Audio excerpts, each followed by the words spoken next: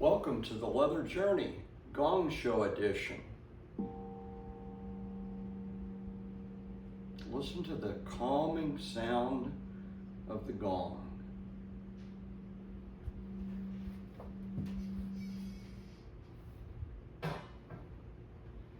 For those of you that have followed the Leather Journey and have seen some of the videos on the Gong Show playlist, we do a Gong Show video when YouTube has removed some of our content for violation of community standards.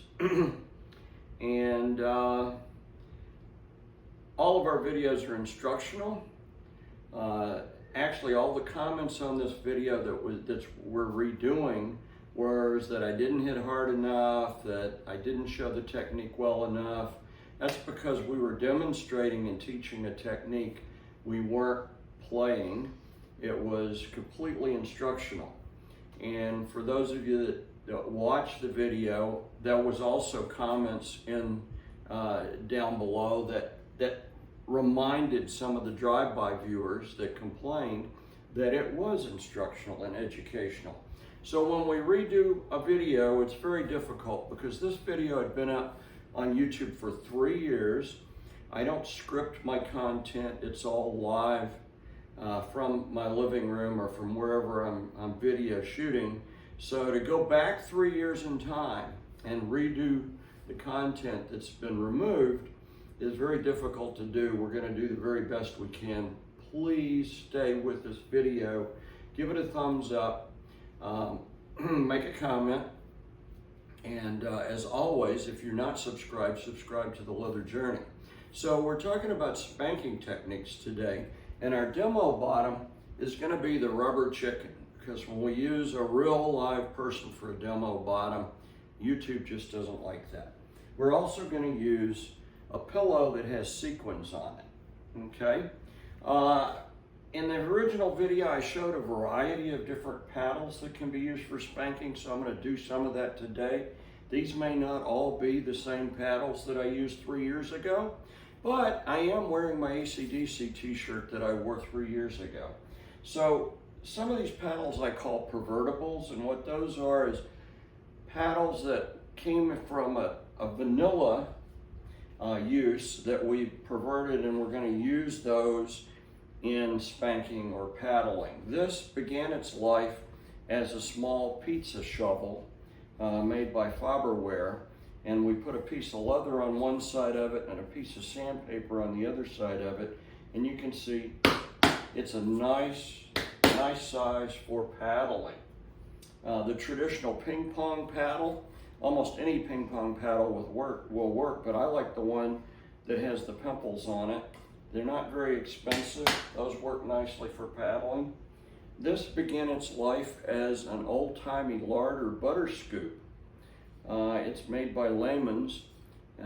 You can probably source this and find one. What I like about it is it's curved and it's shaped like, shaped like someone's butt. So as a pocket paddle and a top, it's easy to slip into your back pocket, carry around with you, and then it's handy to use.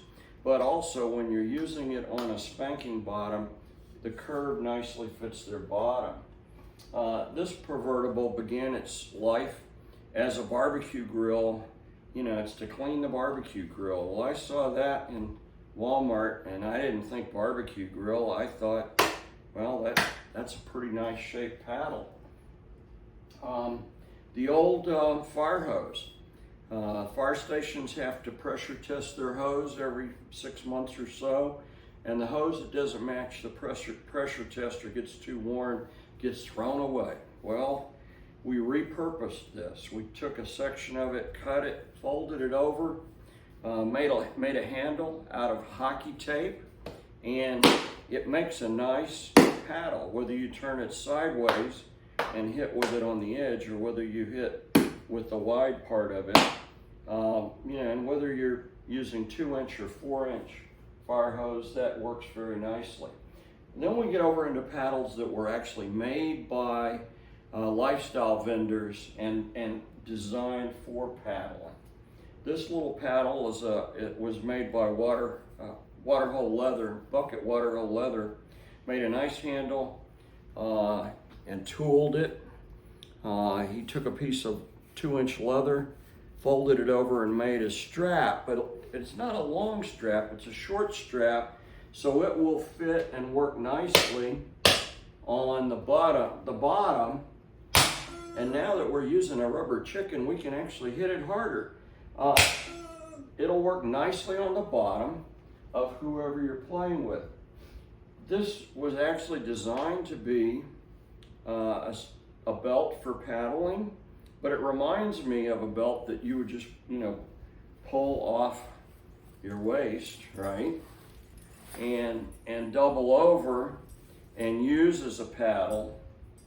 This piece was designed and tied together with a piece of lace to give the same effect, okay? And then this paddle I mentioned because we went to a Spanko party at the Sunshine Spankers in Florida, and they had a door prize. This is a nice little oak paddle that the Sunshine Spankers group gave away as a door prize. We got the lucky number, and so now it's in my toy bag.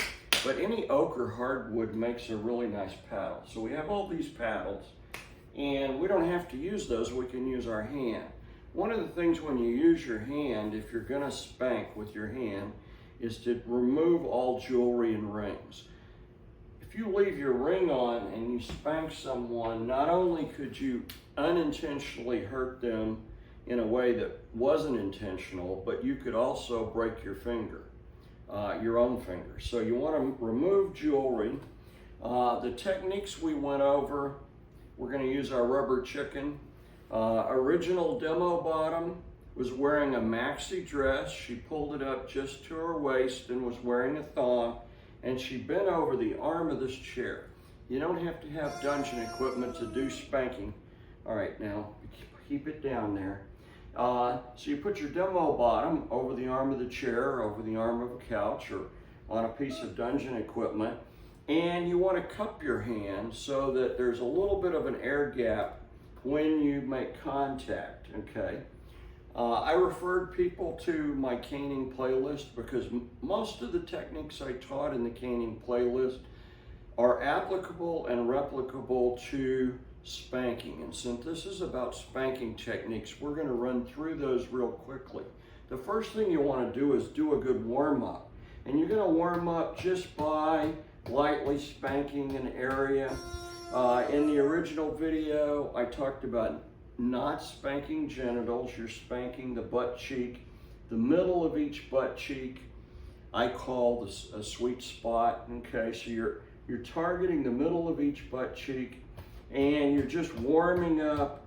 You can brush, you can tap, you can do what's called strike back, where you hit, and the minute your hand hits, you bring it off. That's strike back. Okay, strike and hold would be strike and hold there, so all the energy goes into the bottom. And then strike and draw. You would strike, and then with your fingers just draw across the skin to move that energy around and create different sensations. Strike through would be imagining you're striking through the entire bottom. Okay, a variety of techniques. Thank you for watching. We want to thank our demo bottom, the rubber chicken. And as always, thanks for watching The Leather Journey.